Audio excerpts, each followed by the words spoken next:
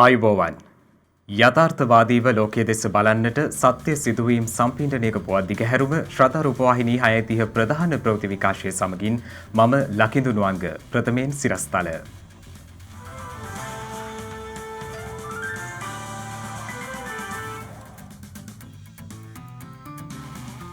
බස්නාහිර පළාතෙන් පිටත කොවිඩ් එන්නත් කරන වැඩසටහන අද සිට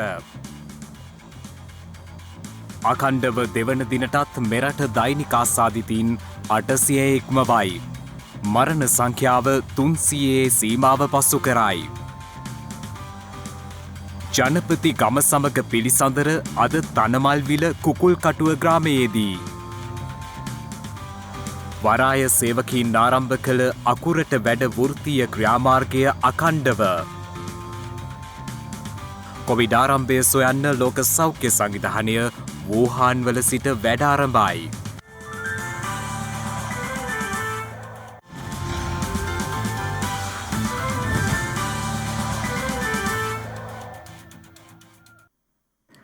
මෙරට දෛනික කොවිඩ් ආසාදිතයින් සංඛ්‍යාව 800 සීමාව ඉක්මවා යමින් ඊයේ වාර්තා වුණා. ඒ නව ආසාදිතයින් 859 දෙනෙකු හඳුනා ගැනීමත් සමගයි. එලෙස දෛනික කොවිඩ් ආසාදිතයින් 800 සීමාව ඉක්මවා යමින් වාර්තා වුණේ අඛණ්ඩව දෙවන දිනටයි. මේ අතර ඊයේ දිනේ නව කොවිඩ් මරණ 8ක් වාර්තා වීමත් සමග මෙරට සමස්ත කොවිඩ් මරණ සංඛ්‍යාව 300 සීමාවද ඉක්මවා ගියා. ඊයේ දිනේදී හඳුනාගත් නව කොවිඩ් ආසාදිතයින් 859 දෙනා අතරින් 602 දෙනෙකුම වාර්තා වූයේ බස්නාහිර පළාතෙන්. ඒ අනුව 313ක් වූ වැඩිම ආසාදිතයින් සංඛ්‍යාව කොළඹ දිස්ත්‍රික්කයෙන් වාර්තා වී තිබෙනවා. ගොතටුව ප්‍රදේශයෙන් ආසාදිතයින් 74 දෙනෙකු වාර්තා වී තිබූ අතර කොළඹ කොටුව ප්‍රදේශයෙන් ආසාදිතයින් 60 දෙනෙකු හඳුනාගෙන ඇති බවයි COVID-19 පැතිරීම වැළැක්වීමේ ජාතික ක්‍රියාන්විත මධ්‍යස්ථානය සඳහන් කළේ. එසේම ඊයේ දිනේ හඳුනාගත් ආසාදිතයින් අතර ගම්පහ දිස්ත්‍රික්කයෙන් වාර්තා වූ ආසාදිතයින් 211 දෙනෙකුද වනවා. කුරුණෑගල දිස්ත්‍රික්කයෙන් ආසාදිතයින් 79 දෙනෙකු සහ කළුතර දිස්ත්‍රික්කයෙන් ආසාදිතයින් 78 දෙනෙකුද ඊයේ වාර්තා වුණා. මේ අතර ඊයේ දිනේදී තවත් කොවිඩ් මරණ 8ක් වාර්තා වීමත් සමග මෙරට සමස්ත කොවිඩ් මරණ සංඛ්‍යාව 300 සීමාව ඉක්මවා ගිය අතර එම සංඛ්‍යාව දැක්වෙන්නේ 305ක් ලෙසයි. රජයේ ප්‍රවෘත්ති දෙපාර්තමේන්තුව සඳහන් කළේ කොළොන්නාව, පානදුර, ගාල්ල, කළුතර, මොරටුව, පිළියන්දල, සයින්ද මරුදු සහ රත්නපුර යන ප්‍රදේශවලින් එම මරණ වාර්තා වන බවයි.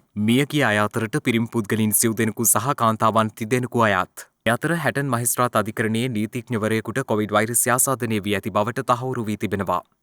මේ හේතුවෙන් එම අධිකරණයේ නීතිඥවරුන් ඇතුළු සේවකින් 37 දෙනෙකු PCR පරීක්ෂණ සඳහා යොමු කළ බවයි හැටන් දික්කොය නගර සභාවේ මහජන සෞඛ්‍ය පරීක්ෂකවරයා සඳහන් කළේ. මහේස්ත්‍රාත් අධිකරණය මේ වන විට සම්පූර්ණයෙන්ම විෂ බීජ හරණය කර තිබෙනවා. ආසාදිත නීතිඥවරයාගේ බිරිඳගෙන් කොවිඩ් ආසාදනය වී ඇති බව අනාවරණය වී ඇති අතර ඇය එම ප්‍රදේශයේ පාසල් ගුරුවරියක්. මේ අතර බදුල්ල මහරෝහලේ ප්‍රතිකාර ගැනීමට පැමිණි රෝගියෙකුටද COVID-19 වෛරසය ආසාදනය වී ඇති බවට තහවුරු වී තිබෙනවා. බදුල්ල රෝහල් ප්‍රකාශකයෙකු සඳහන් කළේ අදාළ රෝගියා ප්‍රතිකාරගත් රෝහල් වාට්ටුව විෂ බීජ හරණය කිරීමෙන් අනතුරුව සාමාන්‍ය පරිදි රෝහලේ කටයුතු සිදු කෙරෙන බවයි. එමෙන්ම අද දිනේදී තවත් පුද්ගලයන් 879 දෙනෙකු සුවය ලබා රෝහල්වලින් පිටව යාමත් සමග මේ වන විට වෛරස් ආසාදිතව රෝහල්වල ප්‍රතිකාර ලබන පුද්ගලයන් සංඛ්‍යාව 5863ක් වන අතර වෛරස් ආසාදිතයයි සැක සහිතව රෝහල්වල විමර්ශනය යටතේ පසුවන පුද්ගලයන් සංඛ්‍යාව 566ක්. මෙරට සමස්ත සුවය ලැබූ පුද්ගලයන් සංඛ්‍යාව දැක්වෙන්නේ 56277ක් ලෙසයි. කොවිඩ් මර්ධන කොවිශීල්ඩ් එන්නත දිවයිනේ සෙසු දිස්ත්‍රික්කවල එන්නත් කිරීමේ වැඩසටහන් අද සිට ආරම්භ කළා. එම වැඩසටහන ඊයේ බස්නාහිර පළාතේ ප්‍රධාන රෝහල් 10කදී ආරම්භ වූ අතර එහිදී 5286 දෙනෙකුට එන්නත ලබා දුන් බවයි වසංගත රෝග විද්‍යායකකය නිවේදනය කළේ. ඒ අනුව කොළඹ ජාතික රෝහලේ 1886 දෙනෙකුට, උතුරු කොළඹ ශික්ෂණ රෝහලේ 803 දෙනෙකුට, දකුණු කොළඹ ශික්ෂණ රෝහලේ 781 දෙනෙකුට සහ යුද හමුදා රෝහලේ 600 දෙනෙකුට කොවිඩ් එන්නත් ලබා දී තිබෙනවා.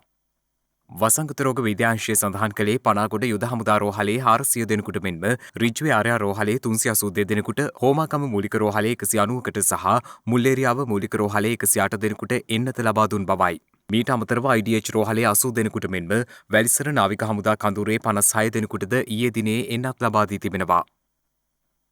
රට පුරාම රෝහල්වල ඒ වගේම සෞඛ්‍ය වෛද්‍ය නිලධාරී කාර්යාලවල මේ එන්නත් වැඩසටහන ක්‍රියාත්මක කරනවා. ඒ වගේම ඉදිරි දින කිහිපය තුළදී එන්නත සෞඛ්‍ය කාර්ය මණ්ඩලයටත් COVID-19 රෝගය වැළැක්වීම සඳහා පෙරමුණ ක්‍රියා කරන අනික් කාර්ය මණ්ඩලයටත් අපි ලබා දීම අවසන් කිරීමට අපි සැලසුම් කර තියෙනවා. ඒ වගේම මේ එන්නතේ දෙවන මාත්‍රාව ඒ කණ්ඩායමට මාසයකට පසු අපි ලබා දීමත් සැලසුම් කර තියෙනවා. මේ අතර ඊයේ දිනේ ආරම්භ වූ කොවිඩ් එන්නත් වැඩසටහන අද දිනේදී බස්නාහිර පළාතෙන් පිට පළාත්වලත් ආරම්භ වුණා.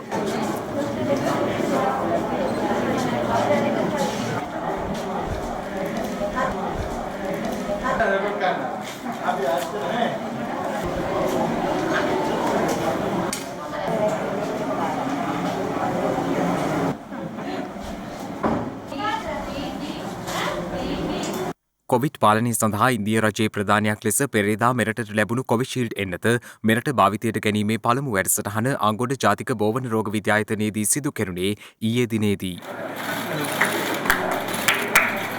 එසේම පොලිසියේ සමාජිකින් සඳහා කොවිඩ් එන්නත් ලබා දීමේ වැඩසටහන හෙට නාරාහින්පිට පොලිස් රෝහලේදී ආරම්භ වන බවයි පොලිස් මාධ්‍ය ප්‍රකාශක නියෝජ්‍ය පොලිස්පති අජිත් රෝහණ මහතා සඳහන් කළේ. ඇස්ට්‍රසෙනිකා කොවිෂීල්ඩ් එන්නතෙහි නාවික හමුදාව වෙත යොමු කරන ලද එන්නත් වැලිසර නාවික මහරෝහල වෙත රැගෙනීමෙන් පසු එහි පළමු මාත්‍රාව නාවික හමුදාවේ කොවිඩ් වැළැක්වීම සඳහා කටයුතු කරන ඉදිරිපෙළ සමාජිකින් වෙත සංකේතාත්මකව ලබා දීමද ඊයේ එම රෝහලේදී ආරම්භ වුණා. නාවික හමුදාව සඳහන් කළේ තමන් වෙත ලබා දුන් එන්නත් දසදහසක ප්‍රමාණය ප්‍රමුඛතාවය අනුව නාවික හමුදා සමාජිකින් වෙත ලබා දෙන බවයි. කොවිඩ් ව්‍යාප්තිය පාලනය කිරීම සඳහා කොළඹ කොටුව සහ මරදාන දුම්රිය ස්ථානවල සැරිසරන යාචකීන් සොයා අද සිට මෙහෙයුමක් ආරම්භ කරන බව පොලිස් මාධ්‍ය ප්‍රකාශක නියෝජ්‍ය පොලිස්පති අජිත් රෝහණ මහතා පවසනවා. දුම්රිය බලධාරීන්ගෙන් මේ සම්බන්ධයෙන් ලැබුණු පැමිණිලි සලකා වෘත්තීය වශයෙන් යාචකීන් ලෙස කටයුතු කරන පුද්ගලයන් අත්අඩංගුවට ගැනීමට කටයුතු කරන බවයි ඒ මහතා වැඩිදුරටත් සඳහන් කළේ.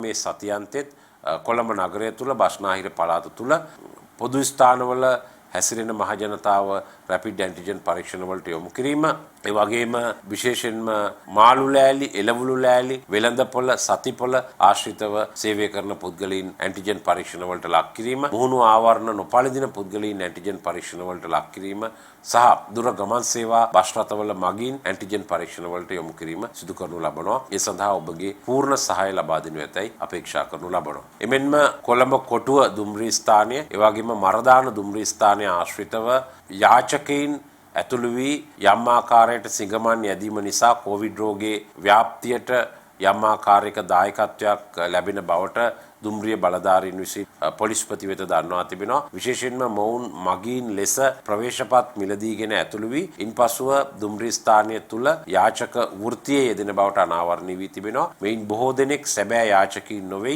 ඔවුන් යම් පුද්ගලයෙකුගේ ව්‍යාපාරයක නිරත වන යාචක වෘත්තිකයන්. විශේෂයෙන්ම කොළඹ කොටුව සහ මරදාන දුම්රිය ස්ථාන ආශ්‍රිතව විශේෂ මෙහෙයුමක් දුම්රිය ආරක්ෂක සේවාවන් සමග අද දින සිට ක්‍රියාත්මක කිරීමට කොළඹ මධ්‍යම ප්‍රදේශීය භාර ජ්‍යෙෂ්ඨ පොලිස් අධිකාරිවරයා කටයුතු කරමින් සිටිනවා.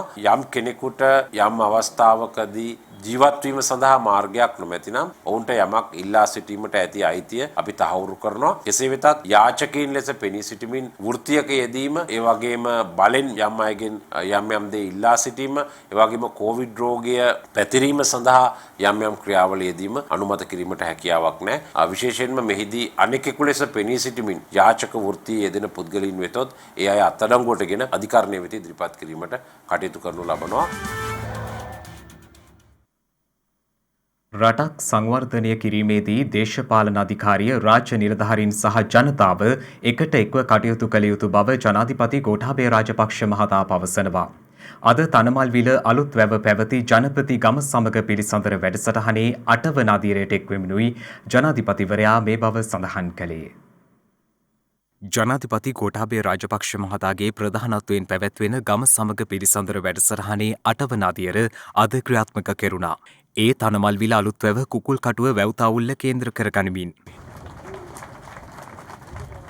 මහජන නියෝජිතයන් සහ නිලධාරීන් අතර ප්‍රශ්න තියෙනවා. සමහර වෙලාවට නිලධාරීන් සහ ජනතාව අතර ගැටුම් තියෙනවා. මේවා මේ තුන් කණ්ඩායමම එකට වැඩ කළොත් තමයි මේ ප්‍රශ්න විසඳන්න පුළුවන්. ඒක හින්දා තමයි නිලධාරීන් මහජන නියෝජිතයන් සියලුම දෙනාම එක්ක මම මේ ගම්වලට එන්නේ සෑම සතියකම සෙනසුරාදා දවසේ. එම ප්‍රදේශයේ ජනතාව අදාළ නිලධාරීන් මෙන්ම පාසල් සිසුන්ද මෙහිදී සිය ගැටලු ජනාධිපතිවරයාට ඉදිරිපත් කළා. සීනුක්කුව ග්‍රාම සේවා වසමේ කෙස්සිරිගම් විද්‍යාලයේ ගොඩාක් අඩුපාඩු තියෙනවා සර්. ඒකේ මේ විද්‍යාගාරයක් නැහැ. මහල ගොඩනැගිල්ලක් අපිට ලබා දුන්නොත් ඒ පහසුකම් ටික සපයගෙන අපිට ඒ කටයුතු කරන්න පුළුවන්.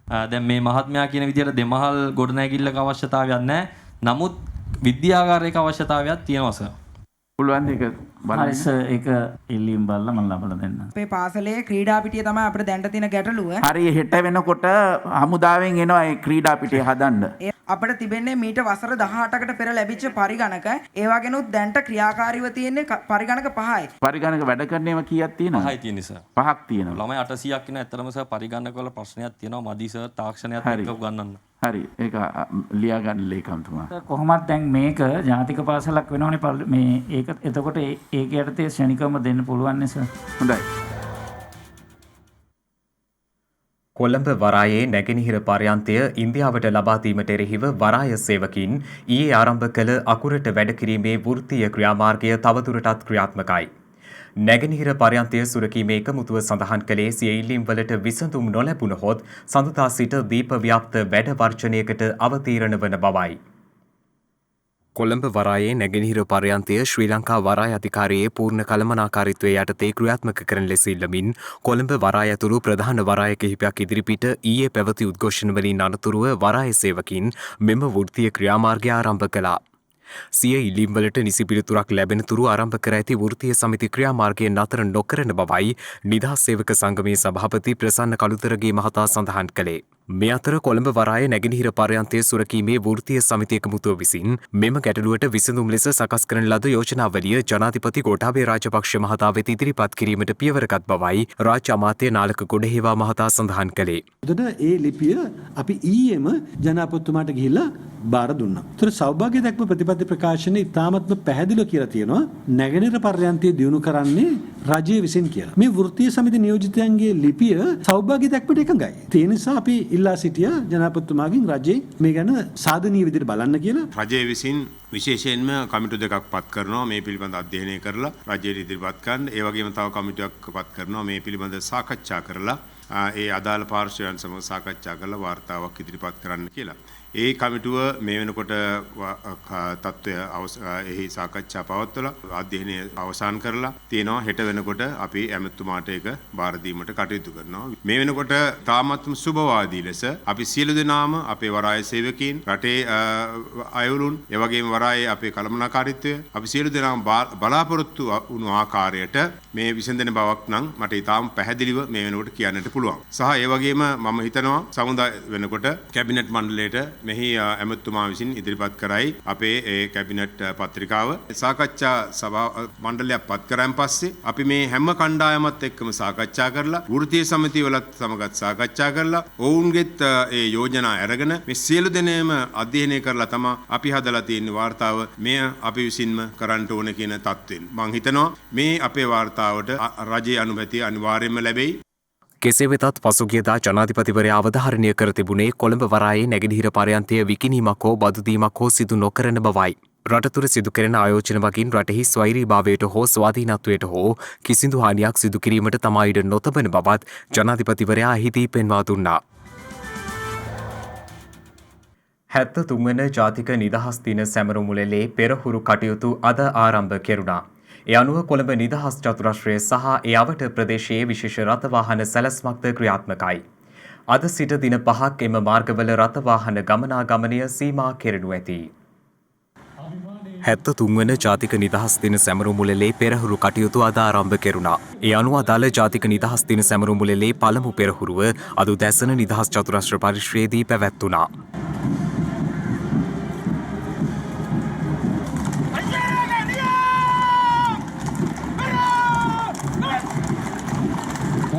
අද සිට ලබන 3 වනදා පෙරවරු 6 සිට පස්වරු 1 දක්වා නිදහස් චතුරස්‍රයාවට මාර්ග කිහිපයක විශේෂ රථවාහන සැලැස්මක් ක්‍රියාත්මක බවයි පොලිස් මාධ්‍ය ප්‍රකාශක නියෝජ්‍ය පොලිස්පති අජිත් රෝහණ මහතා සඳහන් කළේ. නිදහස් සැමරුම් උත්සවයේ යෙදෙන ලබන 4 වනදා අලුයම 4 සිට පස්වරු 1 දක්වාද එම රථවාහන සැලැස්ම ක්‍රියාත්මක බවයි ඒ මහතා සඳහන් කළේ.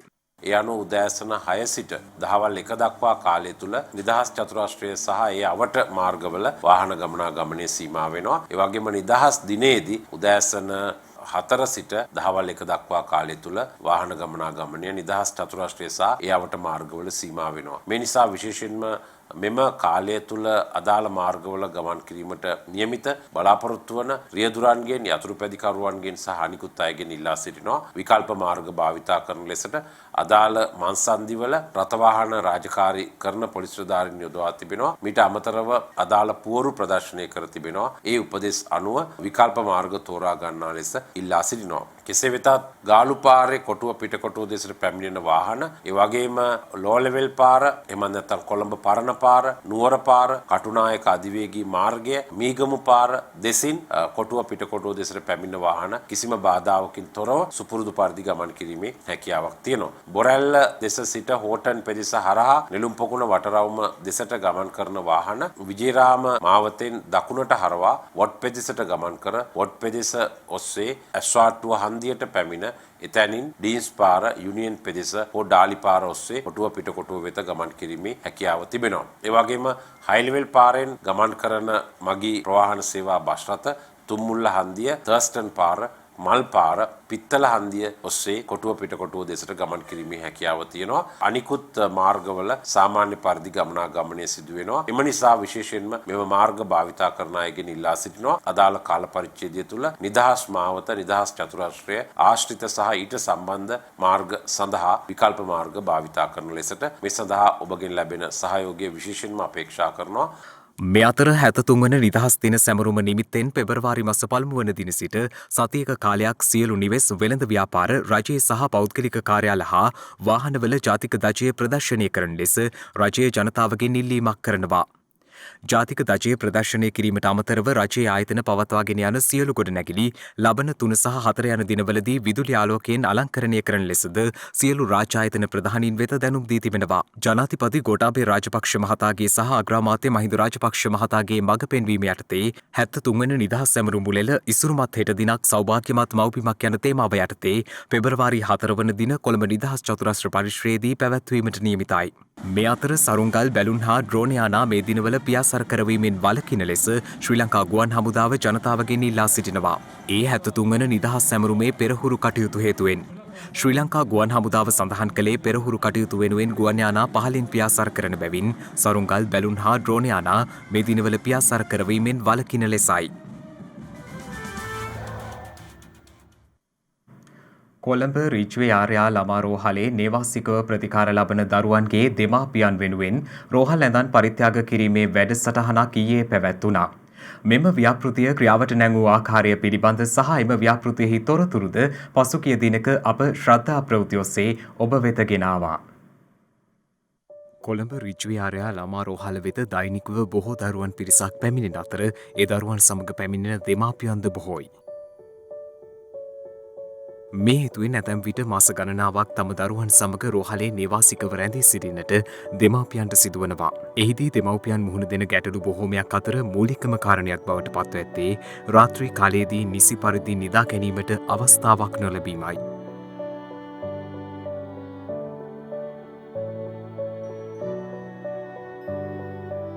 ඇතැම් අවස්ථාවල පුටුවක හෝ නැතිනම් බිම නිදා ගනිමින් අපහසු ලෙස කාලය ගත කරන දෙමව්පියන් වෙනුවෙනුයි මෙම වැඩසටහන ක්‍රියාත්මක වුණේ. මාස 2-3 ඉන්න අම්මලා ඉන්නවා, ලෙඩ වෙච්ච අම්මලා ඉන්නවා, දරු ප්‍රසූතිය සිද්ධ වෙච්ච ගමන් අම්මලා ඉන්නවා. ඒ අයට නිදා ගන්න කකුල් දෙක දිගෑර ගන්න අවස්ථාවක් දෙන්න ඕන කියලා. එහෙම හිතලා ඇඳක් මගේ හිතේ තිබුණා මෙහි කලින් තිබුණු විදිය ඇඳක්. ඒක හදාගන්න කෙනෙක් නැතුව තමයි අපිට හිටියේ. පස්සේ කොහොම හරි කතා කරලා අවුරුදු 2ක් විතර මම try කරලා තමයි තැනක් හොයාගත්තේ. හදලා දෙන්න කෙනෙක්. එහෙම පළවෙනියට එක ඇඳක් තමයි අපි හැදුවේ. එහෙම හදලා ඊට පස්සේ ඒක ඇඳන් 5ක් ගමු කියලා යෝජනා කරා. ඉතින් මමත් ඒකට එකඟ වුණා. ඒ වුණාට දැන් ඒක ඇඳන් 200ක් දක්වා ඉහළ ගිහිල්ලා තියෙන්නේ. ඒ අනුව මීට පෙරද රිජ්වේ ආර්යා ළමා රෝහලේ නේවාසික දෙමව්පියන් වෙනුවෙන් රෝහල් ඇඳන් පරිත්‍යාග කිරීමේ අවස්ථාවක් සිදු වුණා. එහි තවත් අධියරක් ලෙසින් ක්‍රමවත් සහ පහසු ආකාරයෙන් භාවිත කළ හැකි පරිදි නිර්මාණය කරන ලද රෝහල් ඇඳන් පරිත්‍යාග කිරීමේ අවස්ථාවක් ඊයේ පැවැත්වුණා.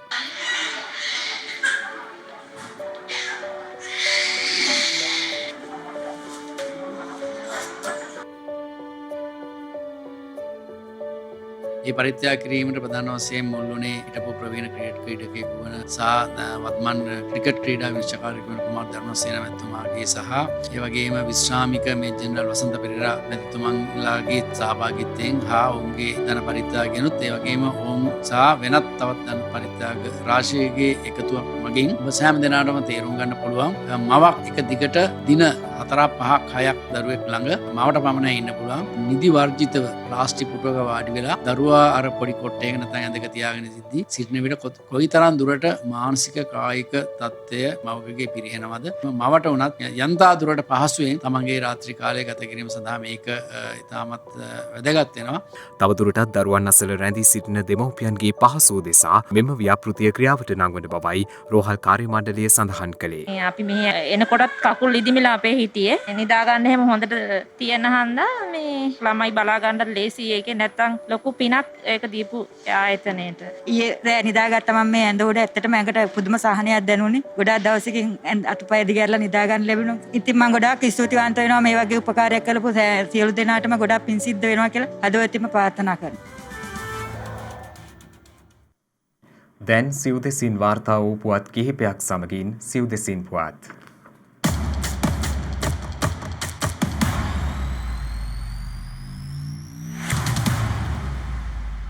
ලංකා ගමනාගමන මණ්ඩලයේ දෛනික ආදායම රුපියල් මිලියන 40කින් පමණ පහත වැටී තිබෙනවා. එහි මෙහියුම් අධිකාරී ASB වීරසූරිය මහතා සඳහන් කළේ ආසනගත මගින් පමණක් ධාවනයට අවස්ථාව ලබා දීම හමුවේ එම තත්ත්වය මතු ඇති බවයි. ඒ අනුව මේ වන විට මණ්ඩලයේ දෛනික ආදායම රුපියල් මිලියන 45-50 අතර මට්ටමක පවතින බවද ඒ මහතා පෙන්වා දී තිබෙනවා. මෙහියුම් අධිකාරීවරයා පෙන්වා දෙන්නේ මීට පෙර මණ්ඩලයේ දෛනික ආදායම රුපියල් මිලියන 75-87 අතර මට්ටමක පැවති බවයි. මේ වන විට ධාවනයට එක් කර ඇති බස් රථ සංඛ්‍යාව 4500කට අධික බවද ඒ මහතා පෙන්වා දෙනවා. එමෙන්ම ASB වීරසූරිය මහතා සඳහන් කළේ දුරකමන් සේවා ඇතුළු බස් රථ සේවා සාමාන්‍ය පරිදි ක්‍රියාත්මක බවයි.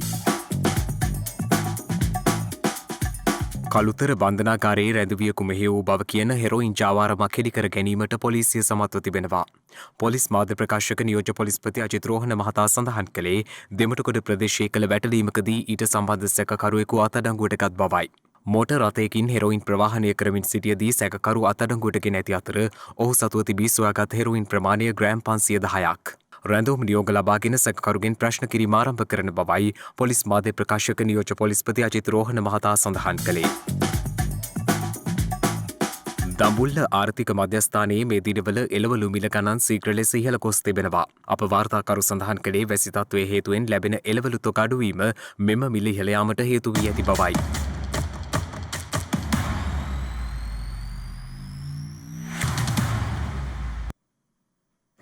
නව කෝණයන් මත හිඳමින් කිසියම් ක්‍රියාපිළිවෙතකට දැනුම කහා ගන්නා ලොව වෙනස් කළ විද්‍යාඥයින් ගැනයි මේ සොයා බැලීම. අද එයින් අප ඔබ වෙතට ගෙනෙන්නේ සාපේක්ෂතාවාදය ලොවට හඳුන්වා දුන් 20 වන ශතවර්ෂයේ මිනිසා ගැනයි. ඇල්බර්ට් අයින්ස්ටයින් ඉපදුනේ 1879 මාර්තු 14 වෙනිදා ජර්මන් අධිරාජ්‍යය තුළ වෙටම්බර්ග් රාජධානියේදී. කුඩා කාලයේදීම අයින්ස්ටයින් ඉතාම දුර්වල ගති පැවතුම් පෙන්වා තිබෙනවා.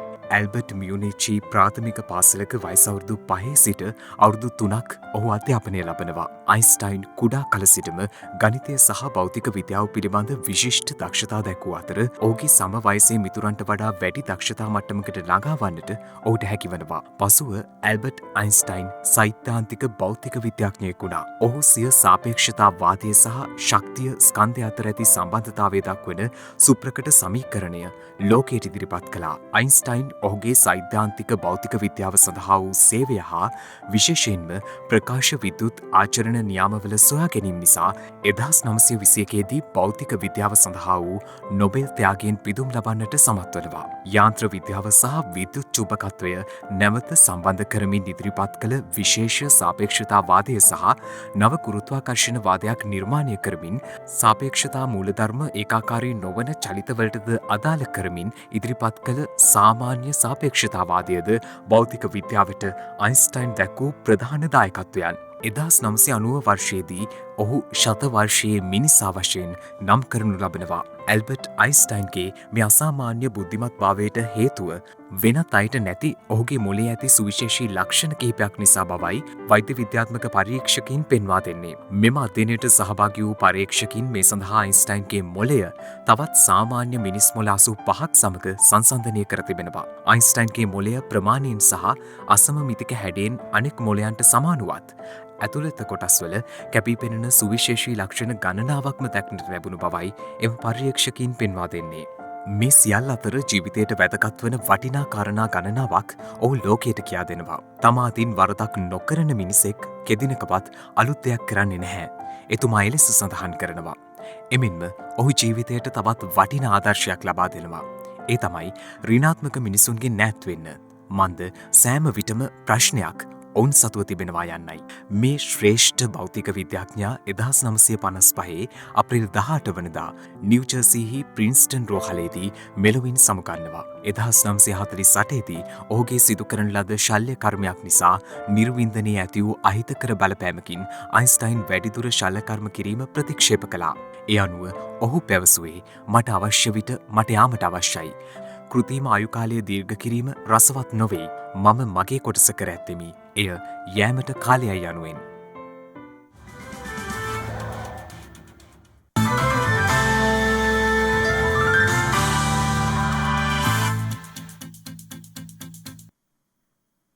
අවධානය විදෙස් පුවත් වෙත. කොවිඩ් වෛරසයේ සුළමුල සොයා බැලීමට චීනයේ වූහාන් නගරයට ගිය ලෝක සෞඛ්‍ය සංවිධානයේ විද්‍යාඥ කණ්ඩායම පසුගියදා උන්ගේ නිරෝධායන කටයුතු අවසන් කර තිබෙනවා. විදෙස් මාධ්‍ය වාර්තා කළේ කොවිඩ් වසංගතයේ ආරම්භය ගැන ගවේෂණය කරනු ලබන එම නියෝජිතයින් පිරිස චීන පරීක්ෂණ ආයතන රෝහල් හා මුහුදු ආහාර වෙළඳ සංකීර්ණවල වෛරස පැතිරීම සඳහා මූලික වූ පුද්ගලයින් අදාළ පරීක්ෂණ සඳහා යොදා ගැනෙනු ඇති බවයි. ඒ අනුව පසුගියදා නිරෝධායන කටයුතු අවසන් වීමෙන් අනතුරුව එම නියෝජිතයින් පිරිස වූහාන්හි පිහිටි රෝහලකට ගොස් තිබෙනවා. එමෙන්ම මෙම ලෝක සෞඛ්‍ය සංවිධානයේ කණ්ඩායම වූහාන්හි පිහිටි විද්‍යාගාර වෙළඳ පොළවල් සහ රෝහල් වෙත මීළඟ සති දෙක පුරා සංචාරය කිරීමට නියමිතයි. චීන බලධාරීන් සහ ලෝක සෞඛ්‍ය සංවිධානය අතර පැවති සාකච්ඡාවක ප්‍රතිඵලයක් ලෙසයි මෙම කටයුතු ක්‍රියාත්මක වන්නේ. මේ අතර බ්‍රිතාන්‍ය ඔක්ස්ෆර්ඩ් සරසවි ඇස්ට්‍රසෙනිකා කොවිඩ් වෛරස් එන්නත සඳහා යුරෝපා සංගමය අනුමැතිය ඊයේ හිමි වුණා. ඒ අනුව යුරෝපා කොමිසම ප්‍රකාශ කළේ යුරෝපා සංගමයට අයත් රටවල වයස අවුරුදු 18න් ඉහළ පුද්ගලයන් සඳහා එන්නත නිර්දේශ කරන බවයි. රටවල් 27කින් සමන්විත යුරෝපා සංගමය හදිසි භාවිතය සඳහා අනුමත කළ තුන්වන කොවිඩ් එන්නත මෙයයි. මීට පෙර ෆයිසර් බයෝඑන්ටෙක් සහ මොඩර්නා කොවිඩ් එන්නත් යුරෝපා සංගමයේ භාවිතයට අනුමැතිය හිමි වුණා. මේ අතර කොවිඩ් වෛරස් ව්‍යාප්තිය තවදුරටත් ඉහළ යද්දී ප්‍රංශයේ සියලු දේශ සීමාවන් යලි වසා දමන බව අග්‍රාමාත්‍ය ජෝන් කැස්ටෙක්ස් ප්‍රකාශ කර තිබෙනවා. ඒ අනුව හෙට සිට යුරෝපා සංගමයෙන් පිටස්තර රටවලින් ප්‍රංශයට ඇතුල් වීම තහනම් වන අතර යුරෝපා සංගමයෙන් පැමිණෙන අයගේ පරීක්ෂාවන්ද දැඩි කිරීමට නියමිත බවයි විදෙස් මාධ්‍ය වාර්තා කළේ. එමෙන්ම රට වසා දැමීමට අදහසක් නොමැති නමුත් ඇදිරි නීතිය දැඩි ලෙස ක්‍රියාත්මක කිරීමට බලාපොරොත්තු වන බවයි ප්‍රංශ අග්‍රාමාත්‍යවරයා සඳහන් කර ඇත්තේ. පසුගිය කාලය තුළද විවිධ සීමාවන් ක්‍රියාත්මක වුවත් ප්‍රංශයේ කොවිඩ් ආසාදිතින් සහ මරණ තවදුරටත් ඉහළ යමින් පවතිනවා. එරට කොවිඩ් මරණ සංඛ්‍යාව ඊයේ 75,000 සීමාව ඉක්මවා ගියේ තවත් මරණ 820ක් වාර්තා වීමත් සමගයි. එමින් මෙරට මුළු ආසාදිත සංඛ්‍යාව 31,53,000කට අධිකයි. මේ අතර රුමේනියාවේ බුකාරෙස්ට් අගනුවර කොවිඩ් රෝහලක ඇති වූ ප්‍රබල ගින්නකින් පුද්ගලයන් සිව් දෙනෙකු මිය ගොස් තිබෙනවා. එසේ මියගිය සිව් දෙනාම එම රෝහලේ ප්‍රතිකාර ලබමින් සිටි කොවිඩ් ආසාදිතින් බවයි එරට මාධ්‍ය වාර්තා කළේ. ඊයේ පසුරුවේදී හටගත් ගින්න රෝහලේ එක් මහලක් පුරා පැතිර ගොස් තිබෙනවා. ගින්න පැතිර යාමත් සමග ක්‍රියාත්මක වූ හදිසි අංශ අදාළ මහල ජනශූන්‍ය කිරීමට පියවරගෙන ඇති අතර එහිදී ඉවත් කළ පිරිස 100කට අධික බවයි එරට මාධ්‍ය වාර්තා කළේ. කොවිඩ් වසංගතය හමුවේ දැඩි සෞඛ්‍ය අර්බුදයකට මුහුණ දී සිටින රුමේනියාවේ මේ වන විට කොවිඩ් ආසාදිතින් 7,24,250ක් වාර්තා වන අතර මියගිය සංඛ්‍යාව 18,196ක්.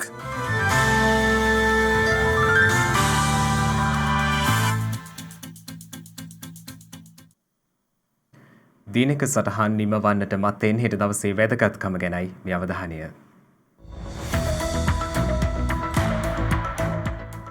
හෙට ජනවාරි 31 වනදා ශ්‍රී ලංකාවට සුදුසු ජාතික ගීයක් තෝරා ගැනීම සඳහා තරගයක් පැවැත්වීම සිදු කර ඇත්තේ 1948 ජනවාරි මස 21 වන දිනයි.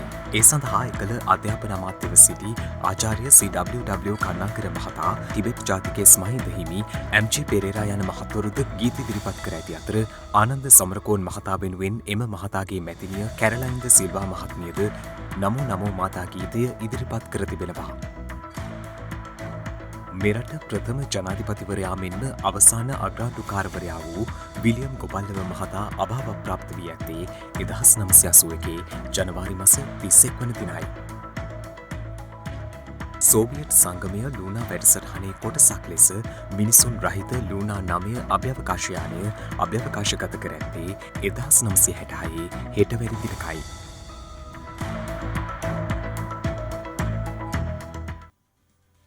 අද දිනේදී තවත් කොවිඩ් ආසාදිතයින් 406 දෙනෙකු හඳුනා ගැනීමත් සමග මෙරට සමස්ත කොවිඩ් ආසාදිතයින් සංඛ්‍යාව 62851ක් දක්වා ඉහළ ගොස් තිබෙනවා. ඒ සමගින් ශ්‍රද්ධා රූපවාහිනී ප්‍රධාන ප්‍රවෘත්ති විකාශය නිමාවට පත්වනවා. හමු වෙමු හෙටත් සවස 6:30ට. තෙරුවන් සරණයි. නමෝ බුද්ධාය. මෙවැනි වැදගත් පුවත් නැරඹීම සඳහා ශ්‍රද්ධා TV News YouTube channel එක subscribe කර සීනුව සලකුණ වන්න.